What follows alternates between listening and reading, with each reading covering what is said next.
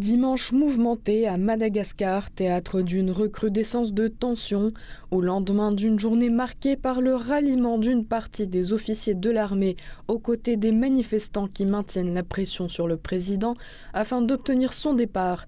Ce 12 octobre, nouveau rebondissement, ce contingent, le CAPSAT, ou Corps d'armée des personnels et des services administratifs et techniques, a annoncé qu'il prendrait désormais en charge tous les ordres de l'armée.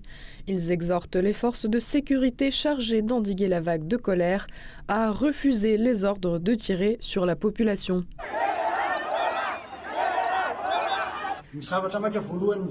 La priorité absolue est de rétablir l'ordre public et la vie quotidienne de tous les Malgaches. Nous, militaires, sommes au service de la patrie, nous protégeons la population et ses biens, et surtout, nous vivons au sein de la communauté. Par conséquent, afin de coordonner le commandement, tous les ordres des forces armées malgaches, qu'ils concernent les forces aériennes, terrestres ou navales, proviendront désormais du CAPSAT. De plus, nous exhortons sans cesse tous les Malgaches, sans distinction, à travailler ensemble, à protéger les biens communaux et à empêcher tout pillage de nos intérêts collectifs pour le bien de la patrie.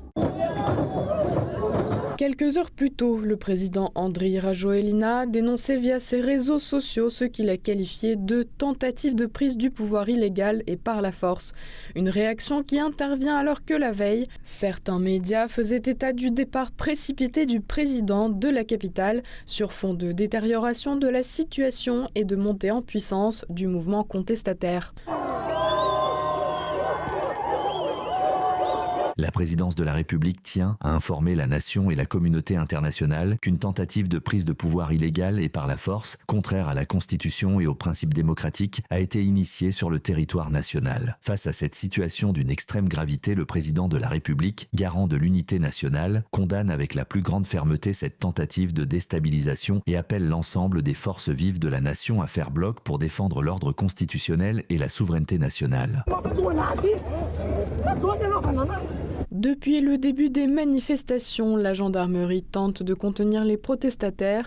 Accusés de violence et d'exactions contre les manifestants, les gendarmes ont publié ce dimanche matin une déclaration vidéo reconnaissant explicitement avoir commis des fautes et des excès lors de leurs interventions.